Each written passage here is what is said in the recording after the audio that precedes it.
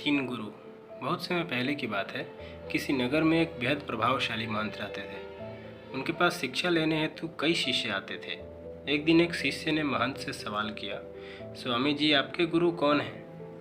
आपने किस गुरु से शिक्षा प्राप्त की है? महंत शिष्य का सवाल सुन मुस्कुराए और बोले, मेरे हजारों गुरु हैं।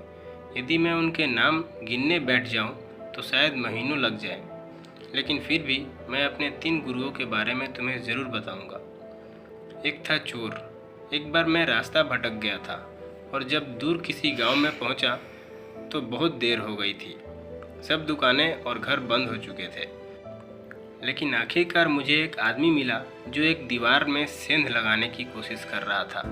मैंने उससे पूछा कि मैं कहाँ ठहर सकता हूँ, तो वह बोला कि आधी रात गए इस समय आपको कहीं आसरा मिलना बहुत मुश्किल होगा, लेकिन आप चाहे तो मेरे साथ ठहर सकते हो। मैं एक चोर हूँ और अगर एक चोर के साथ रहने में आपको कोई परेशानी नहीं होगी तो आप मेरे साथ रह सकते हैं। वह इतना प्यारा आदमी था कि मैं उसके साथ 1 महीने तक रह गया। वह हर रात मुझे कहता कि मैं अपने काम पर जाता हूँ, आप आराम करो, प्रार्थना करो। जब वह काम से आता तो मैं उससे पूछता कि कुछ मिला तुम्हें? तो वह कहता कि आज तो कुछ नहीं मिला, पर अगर भगवान ने चाहा तो जल्दी ही जरूर कुछ मिलेगा। वह कभी निराश और उदास नहीं होता था, हमेशा मस्त रहता था। जब मुझे ध्यान करते हुए सालों साल बीत गए थे और कुछ भी हो नहीं रहा था, तो कई बार ऐसा क्षण आते थे कि मैं बिल्कुल हताश और निराश होकर साधना वादना छोड़ लेने की ठान लेता था। और तब अचानक मुझे उस चोर की याद आती जो रोज़ कहता कि भगवान ने चाहा तो जल्द ही कुछ जरूर मिलेगा। और मेरा दूसरा गुरु एक कुत्ता था। एक बहुत गर्मी वाले दिन में बहुत प्यासा था और पानी के तलाश में घूम रहा था कि एक कुत्ता दौड़ता हुआ आया। वह भी प्यासा था। पास ही एक नदी थी। उस कुत्ते ने आगे जाकर नदी में झांका तो उसे एक और कुत्ता पानी में नजर आया, जो कि उसकी अपनी परछाई थी। कुत्ता उसे देख बहुत डर गया। वह परछाई को देखकर भौंकता और पीछे हट जाता, लेकिन बहुत प्यास लगने के कारण वह वापस पानी के पास लौट आता। अंततः अपने डर के बावजूद वह नदी में कूद पड़ा और उसके कूदते ही वह परछाई भी गायब हो गई। उस कुत्ते के इस साहस को देख मुझे एक बहुत बड़ी सीख मिल गई।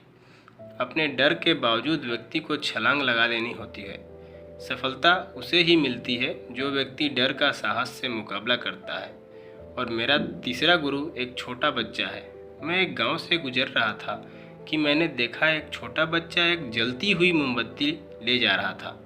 वह पास के किसी गिरजाघर में मोमबत्ती रखने जा रहा था। मजाक में ही मैंने उससे पूछा कि क्या यह मोमबत्ती तुमने जलाई है? वह बोला, जी मैंने ही जलाई है। तो मैंने उससे कहा कि एक क्षण था जब यह मोमबत्ती बुझी हुई थी और फिर एक क्षण आया जब यह मोमबत्ती जल गई। क्या तुम मुझे वह स्रोत दिखा सकते हो जहाँ से वह ज्योति आई? वह बच्चा हंसा और मोमबत्ती को फूंक मारकर बुझाते हुए बोला, अब आपने ज्योति को जाते हुए देखा है, कहाँ गई वह? आप ही मुझे बताइए। मेरा अहंकार चकनाचूर हो गया। मेरा ज्ञान जाता रहा और उस क्षण मुझे अपनी ही मूढ़ता का एहसास हुआ। तब से मैंने कोरे ज्ञान से हाथ धो लिए। मित्रों, शिष्य होने का अर्थ क्या है?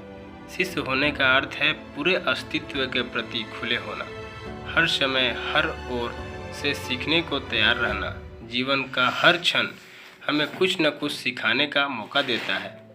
हमें जीवन में हमेशा एक शिष्य बनकर अच्छी बातों को सीखते रहना चाहिए। यह जीवन हमें आए दिन किसी न किसी रूप में किसी गुरु से मिलाता रहता है। यह हम पर निर्भर करता है कि क्या हम उस महंत की तरह एक शिष्य बनकर उस गुरु से मिलने वाली शिक्षा को ग्रहण कर पा रहे हैं कि नहीं। तो दोस्तों, हमारी ये कहानी आपको अच्छी लगी तो हमारे वीडियो को लाइक करें, और अगर आप हमारे चैनल पर नए हैं तो हमारे चैनल को सब्सक्राइब करके बेल आइकन दबाकर ऑल पर टैप करें, जिससे आपको हर वीडियो का नोटिफिकेशन मिलता रहेगा जो हम अपडेट करते हैं। Thank you for watching.